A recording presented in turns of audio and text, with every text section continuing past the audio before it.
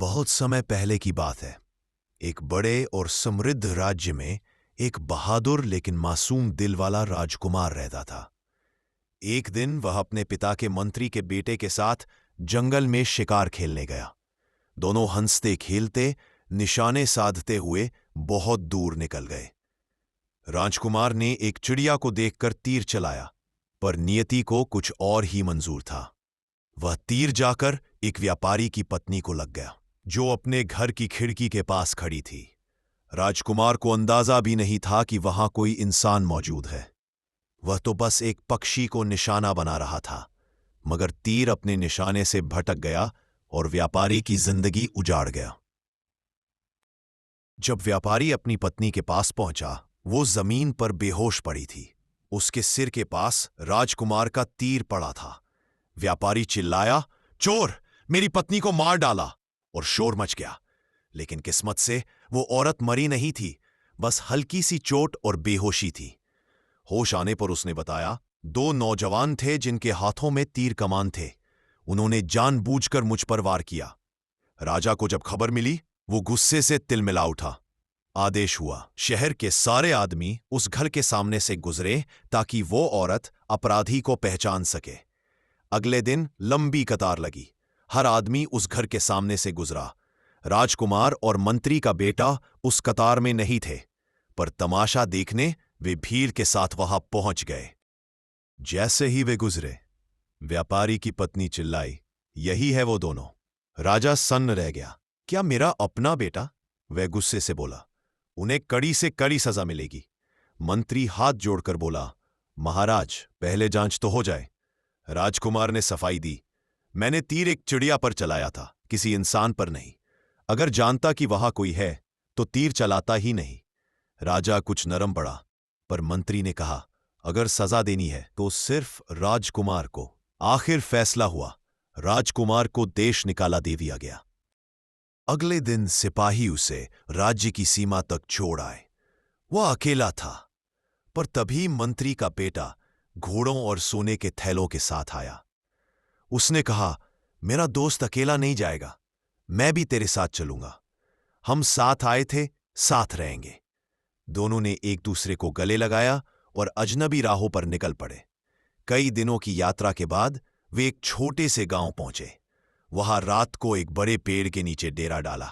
मंत्री का बेटा खाना लेने गया। राजकुमार आग जलाकर बैठा रहा। कुछ देर में वह पास की झील की ओर चला गया। झील कमल के फूलों से भरी थी। चांदनी उस पर पड़ रही थी। राजकुमार ने पानी पीने को हाथ बढ़ाया और तभी झील में एक परी का प्रतिबिंब दिखाई दिया। वह असली थी, झील के पार बैठी कमल की पंखुड़ियों में अपना चेहरा छुपाए। राजकुमार उसे देखते ही बेहोश होकर गिर पड़ा। जब मंत्री का बेटा लौटा, उसने अपने दोस्त को अचेत देखा। पानी छिड़ककर होश में लाया। राजकुमार ने बताया, मैंने परी देखी है, उसने हाथी दांत का बक्सा मेरी ओर बढ़ाया था। अगर तुम मेरी शादी उससे करा दो तो मैं तुम्हारे साथ कहीं भी चलूंगा।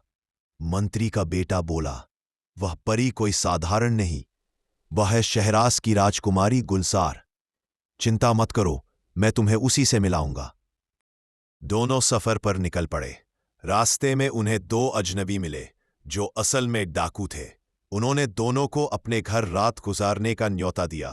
राजकुमार मासूम था, मान गया। जैसे ही वे पहुंचे, डाकुओं ने कमरे में बंद कर दिया। मंत्री का बेटा दीवार फांदकर नीचे उतरा और एक बदसूरत औरत को देखा, जो डाकुओं की बहन थी। वह रो रही थी क्योंकि उसके भाई लोगों को फंसाकर मार डालते थे।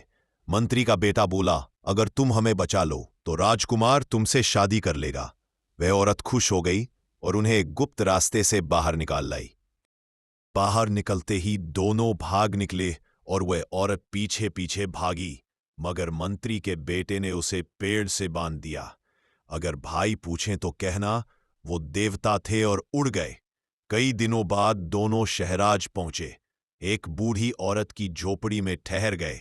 उसी के जरिए पता चला, यही वह शहर है और यही राजकुमारी गुलजार रहती है। मंत्री का बेटा चालाक था। उसने बूढ़ी औरत को बातों में फंसाया ताकि वह जाकर राजकुमारी को उनके बारे में बताए। बूढ़ी ने सच में जाकर बताया, पर राजकुमारी गुस्से में बोली, फिर कभी उनका जिक्र मत करना।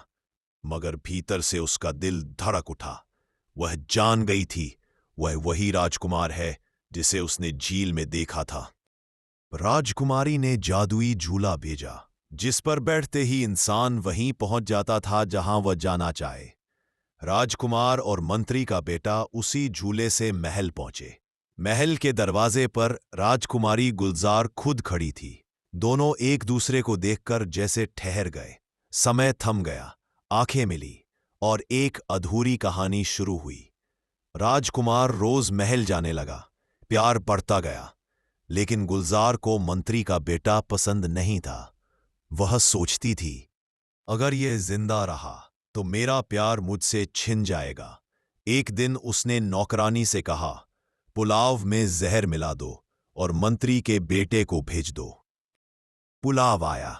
मंत्री का बेटा नदी किनारे बैठा खाने लगा, पर जैसे ही उसने ढक्कन खोला, देखा घास पीली पड़ गई। उसे शक हुआ। उसने थोड़ा पुलाव कौवे को फेंका और कौवा वहीं मर गया। वह कांप गया। यानी गुलजार मुझे मारना चाहती थी। शाम को राजकुमार आया तो मंत्री का बेटा बोला, माई, तेरी प्रेमिका ने मुझ पर वार किया है, अब तुझे ये आजमाना होगा। उसने योजना बनाई। राजकुमार अपनी आंखों में बर्फ डालकर रोता हुआ गुलजार के पास जाए, उसे कहे, मेरा दोस्त मर गया। फिर उसे शराब दे। जब वो बेहोश हो जाए, उसकी पीठ पर फावड़े से निशान बना दे और हार लेकर लौट आए। राजकुमार ने वैसा ही किया। अगले दिन राजकुमारी गुलजार ने देखा, उसका हार गायब था और पीठ पर जलने का निशान। वह कुछ समझ न पाई, पर डर गई। राजा ने चोरी की घोषणा कर दी। राजकुमार हार बेचने गया था, पर सुनार ने पहचान लिया, अरे ये तो राजकुमारी गुलजार का हार है, और तुरंत कोतवाल को बुला लिया। राजकुमार डर गया। वो सच्चा था, पर हालात झूठे हो चुके थे। कोतवाल ने पूछा, ये हार तुझे कहां से मिला? राजकुमार ने कहा, एक फकीर ने दिया था, नदी किनारे रहता है। कोतवाल ने सैनिकों को साथ लिया और राजकुमार के साथ नदी किनारे पहुंचा। वहां वही फकीर बैठा था, जिसकी दाढ़ी में धूल, आंखों में ठंडापन और हाथ में माला थी। वो मंत्री का बेटा था।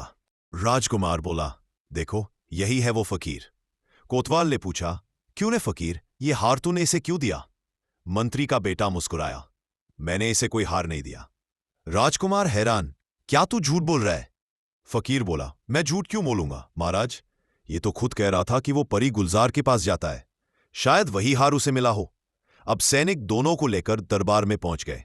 दरबार में सन्नाटा छा गया। राजा का सिर झुक गया। गुलजार, क्या तू सच में इस युवक से प्रेम करती है? गुलजार ने सिर झुका लिया। हां, अब यही मेरा पति है, जिसने मेरी जान ली नहीं बल्कि मेरी सच्चाई परख ली। राजा ने भारी सांस ली। अगर ऐसा है तो विवाह आज ही होगा। मगर दोस्तों, जहां सच्चा प्यार होता है वहीं धोखा भी छिपा होता है। मंत्री का बेटा, जो अब तक राजकुमार का सबसे बड़ा साथी था, वह भीतर से जल रहा था। वह सोचने लगा, मैंने उसकी हर मुसीबत में साथ दिया, पर अब यह रानी और राजगद्दी का हकदार बनेगा? नहीं, अब इसका अंत मेरे हाथों होगा। शादी की तैयारियां शुरू हुई। महल में चारों ओर रोशनी थी, नाच गाना चल रहा था। राजकुमार और गुलजार दोनों खुश थे। उन्हें अंदाजा भी नहीं था कि मौत उनके आसपास मंडरा रही है। रात को मंत्री का बेटा चुपके से राजकुमार के कमरे में गया, उसके तकिए के नीचे खंजर छिपा दी और खुद गुलजार के कक्ष में जा पहुंचा। उसने दरवाजा खटखटाया। राजकुमारी, जल्दी दरवाजा खोलो, राजकुमार ने तेरे पिता की हत्या कर दी है। गुलजार चौंक पड़ी। क्या? वह भागी भागी दरबार की ओर गई, जहां राजा के कक्ष में खून फैला हुआ था। वह सच में मारा गया था। राजकुमार वहीं खड़ा था, हाथ में खंजर लिए जो मंत्री के बेटे ने रखा था। गुलजार के होश उड़ गए। ये तूने क्या किया? राजकुमार बोला, नहीं, मैंने कुछ नहीं किया। पर किसी ने उसकी बात नहीं मानी। राजा के सिपाही उसे पकड़कर कालकोठरी में ले गए। मंत्री का बेटा मुस्कुराया, अब सब खत्म, अब ये रास्ते से हट गया। कई दिन बीत गए। राजकुमार पर मुकदमा चला और उसे मौत की सजा सुनाई गई। गुलजार तड़पती रही। मुझे यकीन है वो बेगुनाह है। एक रात जब सभी सो रहे थे, उसने अपने महल की एक गुप्त नौकरानी को बुलाया। सुनो, सिपाही के वेश में जाकर पता करो वो असली कातिल कौन है। नौकरानी शहर में घूमती रही और एक दिन उसने मंत्री के बेटे को देखा, जो शराब के नशे में अपने दोस्तों से कह रहा था, राजकुमार को फंसाना कितना आसान था, अब गुलजार भी मेरी होगी। नौकरानी ने यह सब सुन लिया और गुलजार को जाकर सब बताया। अगली सुबह गुलजार दरबार में आई, आंखों में आंसू और आवाज में आग लिए। महाराज नहीं रहे, पर उनकी आत्मा सब देख रही है। सच्चा गुनहगार वो नहीं, बल्कि यह मंत्री का बेटा है। सारे दरबार में सन्नाटा छा गया। अगर मेरी बात झूठी निकली तो मैं अभी यहीं मर जाऊंगी, गुलजार ने कहा। राजा के वजीर ने कहा, सत्य का परीक्षण होना चाहिए। उन्होंने जादूगर बुलाया। जादूगर ने जादुई दीपक जलाया और कहा, जिसने हत्या की होगी उसका चेहरा इस दीपक की लौ में दिखाई देगा। दीपक की लौ कांपने लगी। धीरे धीरे उसमें एक चेहरा उभरा, मंत्री के बेटे का। दरबार में सब हक्के बक्के रह गए। राजकुमार की बेड़ियां खोली गईं और मंत्री का बेटा पकड़ लिया गया। गुलजार भागती हुई राजकुमार के पास पहुंची। आंसू बहाते हुए बोली, मुझे माफ कर दो, मैंने तुम्हारे प्यार पर शक किया। राजकुमार ने मुस्कुराते हुए कहा, प्यार अगर सच्चा हो तो शक भी दुआ बन जाता है। राजकुमार और परी गुलजार की शादी पूरे राज्य में धूमधाम से हुई। लोग कहते हैं वो दिन था जब इंसाफ ने झूठ पर जीत पाई और प्यार ने सब कुछ माफ कर दिया। मंत्री के बेटे को जेल में डाल दिया गया, जहां उसने अपनी गलती मान ली। राजकुमार और गुलजार ने राज्य को मिलकर संभाला, जहां सच्चाई और करुणा का राज रहा। दोस्तों, ये कहानी हमें यही सिखाती है कि धोखे की उम्र छोटी होती है, मगर सच्चे प्यार की ताकत अमर होती है। हर अंधेरी रात के बाद सुबह जरूर आती है।